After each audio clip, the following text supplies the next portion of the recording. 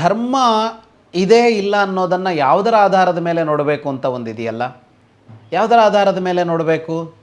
ಅದರ ಅನುಯಾಯಿಗಳ ಸಂಖ್ಯೆಯಲ್ಲಿ ನೋಡಬೇಕಾ? ಅದನ್ನು ಆಚರಿಸುವವರ ಸಂಖ್ಯೆಯಲ್ಲಿ ನೋಡಬೇಕಾ? ಅದರ ಕುರುಹುಗಳೆಲ್ಲ ಎಷ್ಟಿವೆ ಹೊರಗೆ ಅನ್ನೋದ್ರ ಮೇಲೆ ನೋಡಬೇಕಾ? ಅದನ್ನು ನಂಬುವವರು ಯಾರು ಅನ್ನೋದ್ರ ಮೇಲೆ ನೋಡಬೇಕಾ ಅನ್ನುವ ಅಂಶಗಳೆಲ್ಲ ಇವೆ. ಒಂದು ಕಾಲದಲ್ಲಿ ಈ ಧರ್ಮವನ್ನು ನಂಬುವವರು 100ಕ್ಕೆ 100ರಷ್ಟಿದ್ದ ಕಾಲ ಇತ್ತು. ಪ್ರತಿಶತ ಕಡಿಮೆಯಾದ ಕಾಲಘಟ್ಟಗಳು ಎಷ್ಟೋ ಇದ್ದವು. ಇವತ್ತು ಆ ದೃಷ್ಟಿಯಿಂದ ನೋಡಿದಾಗ ಅದು ಬಹಳ ಕಡಿಮೆ ಅಂತ ಅನ್ನಿಸುತ್ತೆ. ಜಗತ್ತಿನ ಬೇರೆ ಬೇರೆ ಮತಗಳನ್ನು ಅನುಸರಿಸೋರ ಸಂಖ್ಯೆಯನ್ನು ಇಟ್ಟುಕೊಂಡು ನೋಡಿದಾಗ ಇದು ಕಡಿಮೆ ಇದೆ ಅನ್ನೋದು ಅನಿಸುತ್ತೆ.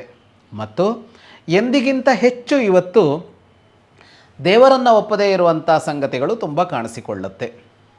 ಆದರೆ ದೇವರನ್ನು ನಂಬದೇ ಇರೋ ಮಾತ್ರಕ್ಕೆ ಧರ್ಮದ ವ್ಯಾಪ್ತಿಗೆ ಬರೋಲ್ಲ ಅಂತಷ್ಟೇ ತೀರ್ಮಾನಿಸೋಕೆ ಬರೋಲ್ಲ.